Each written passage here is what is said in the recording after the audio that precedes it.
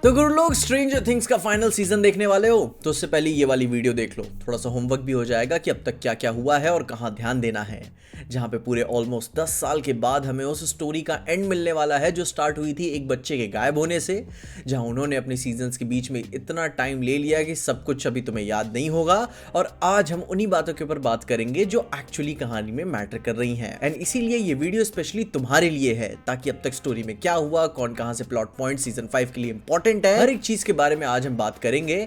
And उन uncle जैसे बच्चों के बड़े होने को इग्नोर करते हुए चलिए स्टोरी को शुरू ही करते हैं। जहाँ पे सबसे पहले ये कहानी एक्चुअली में स्टार्ट होती है 50s में, जहाँ हॉकिंस में रहने वाला एक आदमी विक्टर क्रील, जो कि जेल उसे भेज दिया जाता है और उसे मेंटली अनस्टेबल बताया जाता है क्योंकि उसने अपनी फैमिली का मर्डर कर दिया था। बट विक्टर का ये कहना था कि उसकी फैमिली का मर्डर एक डीमन ने किया है। जहाँ पे सच बात तो ये थी कि विक्टर का बेटा हेनरी एक साइकिक था और उसने अपनी पावर्स का यूज करके अपनी माँ और सिस्टर को मार दिया था, जिसके चलते वो कोमा में भी चला गया। जहाँ अब इस इंसिडेंट से पहले मिसेस क्रील ने डॉक्टर ब्रेनर को, जो एक तरह के फर्स्ट सीजन की मेन विलन है, उसे बता दिया था कि हेनरी के बारे में कि वो किस तरीके का लौंडा निकल रहा है। जहाँ पे ब्रेनर ने विक्टर को जेल जाने के बाद सिंपली हेनरी को अपने पास साथ में लैब में रख लिया एंड हेनरी की पावर्स को सप्रेस कर दिया ताकि वो कुछ कर ना पाए। बट फिर हेनरी को बेस बनाकर उसने और बच्चों पे एक्सपेरिमेंट करना चालू किया ताकि वो हेनरी की पावर्स को रिक्रिएट कर सके और उन पे अपने हिसाब से लीश लगा सके, जिनमें से फिर एक 11 भी थी। बट फिर एक पॉइंट आया कि हेनरी 11 की मदद से अपनी पावर्स को फिर से रीएक्टिवेट कर लेता है और वो पहली चीज ये करता है कि वो सारे टेस्ट सब्जेक्ट्स बच्चों को मार देता है। वो बस 11 को छोड़ता है क्योंकि वो 11 के साथ मिलकर अपनी सुपर पावर्ड क्लब बनाना चाहता था, लेकिन 11 अपनी पावर्स का यूज करके हेनरी को अदर डायमेंशन में भेज देती है, वही डायमेंशन जिसे आज हम अपसाइड डाउन वर्ल्ड के नाम से जानते हैं। इधर डॉक्टर ब्रेनर 11 की मेमोरीज को सप्रेस कर देते हैं और फिर टेस्ट सब्जेक्ट बना देते हैं अपने रिसर्च के लिए, और उधर अपसाइड डाउन वर्ल्ड में हेनरी ट्रांसफॉर्म हो जाता है वेकना में।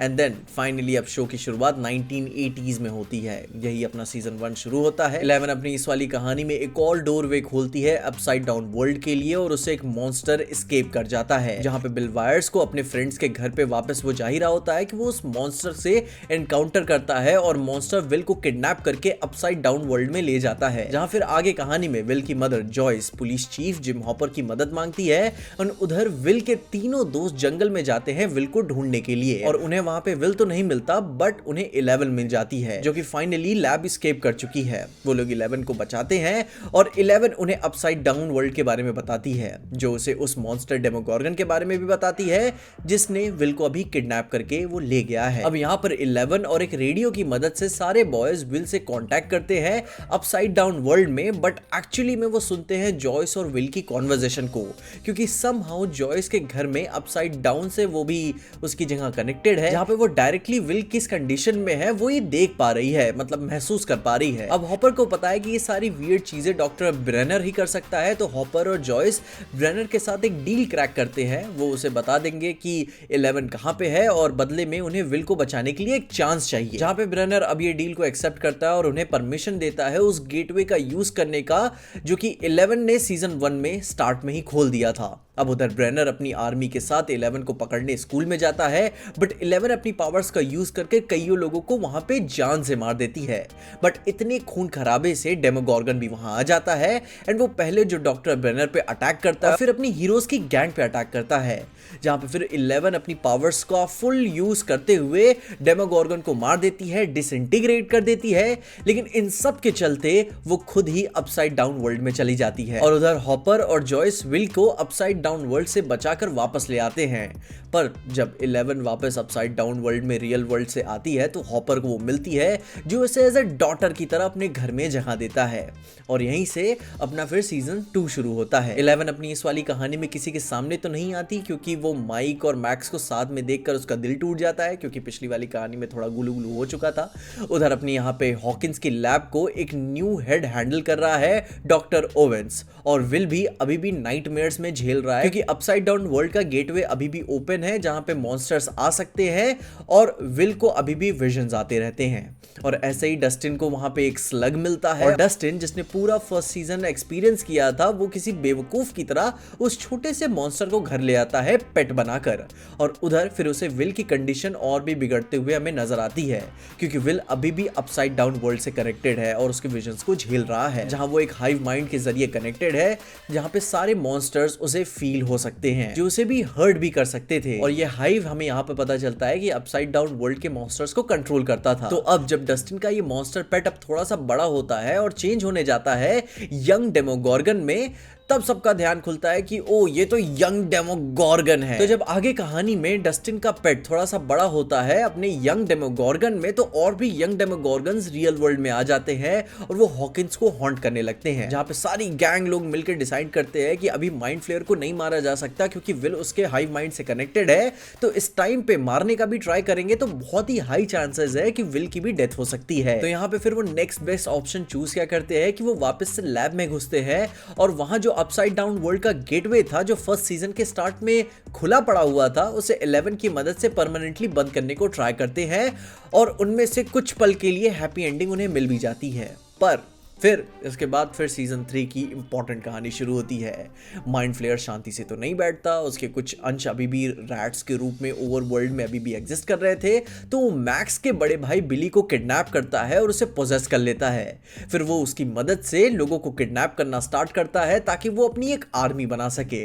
वहीं पर डस्टिन को एक कोडेड मैसेज मिलता है, वो भी रशियन में, जिसे वो स्टीव और रॉबिन के पास लेके जाता है, जहां उन्हें पता चलता है कि जिस मॉल पर सब कुछ हैंग आउट वो लोग कर रहे थे रशियंस का एक्चुअली उसी मॉल के नीचे उन्होंने एक सीक्रेट लैब बना के रखी हुई है। और बेसिकली रशियंस अपनी कंट्री छोड़कर वहां हॉकिंस में इसीलिए आए थे अपनी रिसर्च करने के लिए क्योंकि वो एक जो सेकंड पोर्टल खोलने को ट्राई कर रहे थे जो अभी भी डायरेक्टली अपसाइड डाउन वर्ल्ड से कनेक्टेड है, वो भी स्पेशली हॉकिंस से कनेक्टेड है, जहां पे अभी बिली ने अपनी आर्मी तो अभी के लिए बना ली थी लोगों को किडनैप करने के लिए, और ये ह्यूमंस अपनी डेथ के बाद आपस में ही मर्ज होकर मॉन्स्टर्स में चेंज होने लगे, जिसका मतलब है कि बेसिकली माइंड फ्लेयर किसी की भी माइंड ही नहीं बल्कि उनकी बायोलॉजी को भी कंट्रोल कर सकता है इवन उनके मरने के बाद भी। जहां पे फिर सब लोग ये प्लान बनाते हैं कि बिली और रशियंस दोनों को रोकने का। तो फिर सब लोग प्लान बनाते हैं बिली और रशियंस दोनों को रोकने का। हॉपर और जॉयस जाते हैं रशियंस को रोकने के लिए और बाकी बचा गैंग बिली को। बट काफी देर हो चुकी होती है। माइंड फ्लेयर इन किडनैप ह्यूमंस को यूज करके फिजिकली खुद में एक ओवरलॉर्ड को समन करने का बहुत ही बड़ा कुछ एक तरीके की विकृति बना लेता है, जहां पे अब बेसिकली एक हाइव माइंड एक फिजिकल मैनिफेस्टेशन ले चुका है। तो 11 जब माइंड फ्लेयर को अकेले डिफीट नहीं कर पाती तो वो बिली के पोजीशन को ब्रेक कर देती है। और बिली जब ये सब देखता है कि ओ शिट भाई ये क्या हो रहा है और भाई मुझे ही कुछ ऐसा राणा लेना पड़ेगा, तो वो खुद को सैक्रिफाइस कर देता है बाकी लोगों को बचाने के लिए। एंड 11 जॉयस हॉपर सबकी मदद से फाइनली अपने माइंड फ्लेयर को डिफीट कर पाती है। बट यहाँ पे ये ट्रेजेडी यही है कि यह ट्रेजेडी अभी खत्म नहीं होती क्योंकि दूसरी तरफ से जॉयस और उसी रशियन पोर्टल को वो बंद करने को ट्राई कर रहे हैं और उसके ब्लास्ट की चपेट में अपना हॉपर फंस जाता है। फिर एज यूजुअल गवर्नमेंट सबसे लेट आकर इन सब चीजों पे कवर अप कर देती है और फिर अपसाइड डाउन वर्ल्ड का फाइनली एंड में एंड हो जाता है। एंड सब लोग ये मान के चलते हैं कि अभी एक्चुअली में हैप्पी एंडिंग हो गई। बार्ट्स फैमिली 11 को लेकर हॉकिंस से चली जाती है एंड देन आता है अपना सीजन 4 स्ट्रेंजर थिंग्स की एंड की शुरुआत, अपना इन्फिनिटी वॉर इवेंट, जहां पे डस्टिन का ग्रुप एडी को ज्वाइन करता है, जहां पे एडी D&D प्लेयर था बट साथ ही साथ वो एक ड्रग डीलर भी था। और इसी ड्रग बिजनेस के चलते एडी मनसन मिलते हैं क्रिसी से, एक चीयर लीडर जो मेंटली अनस्टेबल थी, और इसी डिप्रेसिव मेंटल स्टेट के चलते क्रिसी वेक्ना को एक ओपनिंग दे देती है और वेक्ना क्रिसी को मार देता है बहुत ही बुरी तरीके से, जहां पे क्रिसी की डेथ होती है। एंड वहीं से एक नया गेटवे ओपन हो जाता है अपसाइड डाउन वर्ल्ड के लिए। एंड वो सारा ब्लेम कि क्रिसी को किसने मारा वो एडी मनसन पे चला जाता है। एंड वो एक कमाल का कैरेक्टर आर्क है, सब लोग उसे मिस करते हैं। उधर फिर जॉयस को पता चलता है कि हॉपर असल में एंडिंग ब्लास्ट को सरवाइव कर गया था बट रशियंस ने उसे पकड़ लिया है और अब वो एक रशियन जेल में है। जॉयस अपना सारा काम छोड़कर फिर हॉपर को बचाने निकल पड़ती है, पर जब वो वहां पे पहुंचती है तो वो देखती है कि रशियंस ने अपना खुद का एक डेमोगोर्गन पकड़ के रखा हुआ है और उस डेमोगोर्गन का वो यूज करते हैं एंटरटेनमेंट के लिए। वो अपने सारे प्रिजनर्स को यूज करते हैं फेक के उसे एज अ मतलब उसे खाना खिलाने के लिए। बट फिर जॉयस से काफी लंबा आर्क लेते हुए अपने हॉपर को बचा लेती हैं उस डेमोगोर्गन से। एंड वो मोमेंट काफी क्यूट सा नजर आता है कि हाँ दोनों में एक्चुअली में कुछ फीलिंग्स है। उधर फिर क्रिसी की डिसअपीयरिंग और डेथ के लिए आर्मी 11 को ब्लेम करती है, अपनी पूरी दुनिया एडी मंसन को ब्लेम करती है, जिसके चलते फिर डॉक्टर ओवेंस 11 को आर्मी को सोल्ड आउट कर देते हैं। इधर वेक्ना क्रिसी के बाद 2 और लोगों को मार देता है। मैक्स को फिर समझ आता है कि वेक्ना बस उन्हीं लोगों को मार रहा है जो मेंटली अनस्टेबल और डिप्रेस्ड हैं। मतलब फिर अगला नंबर उसका है, क्योंकि अपने भाई बिली की डेथ के बाद उसकी वजह से वो काफी ज्यादा डिप्रेस थी और वो सही थी।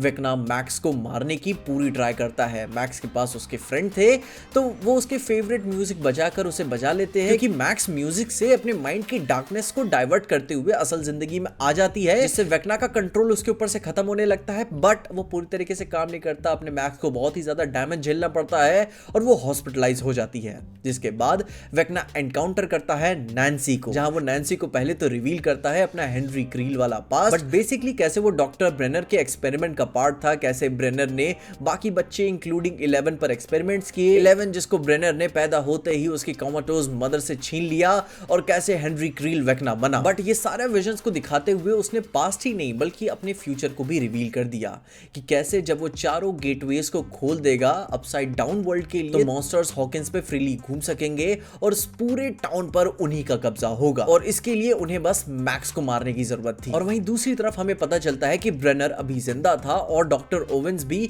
उसके लिए ही काम कर रहे थे। ब्रेनर अभी भी 11 को यूज करना चाहता था और आर्मी जो कि 11 को डेंजर मानते हैं वो उसे रोकना चाहते थे। तो फिर दोनों तरफ से लड़ाई स्टार्ट हो जाती है, जिसका फायदा उठाकर माइक और विल 11 को बचा लेते हैं। और 11 जिसे अपनी साइकिक पावर से उसे वेक्ना के प्लान्स के बारे में पता चल जाता है और वो हॉकिंस पहुंच जाती है, जहां फिर हॉकिंस और अपसाइड डाउन वर्ल्ड में एक ऑल आउट बैटल स्टार्ट हो जाती है।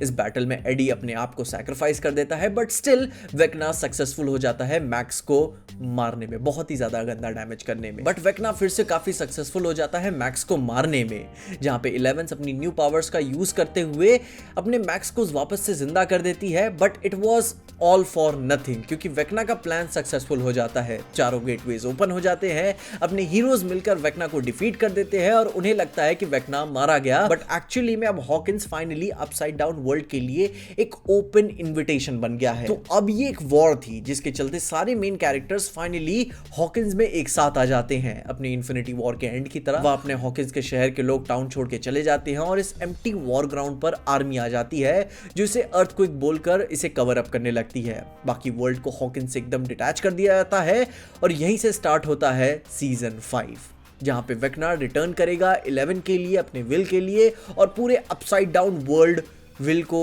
आएगा कैप्चर करने के लिए, अपना पूरा डोमिनियन स्टैब्लिश करने के लिए अर्थ पे। बाकी अब देखते हैं कि अपने आने वाले सीजन्स में किस तरीके से कहानी टर्न आउट होती है। 3 वॉल्यूम्स में रिलीज किया जा रहा है एंड आप इसके लिए कितना एक्साइटेड हो उसके बारे में मुझे ओपिनियन जरूर से बताना। एंड यस, क्या लगता है किसकी फील्डिंग सेट होगी? खैर बताना जरूर से। बाकी तब तक के लिए देखते रहना पीजे एक्सप्लेन।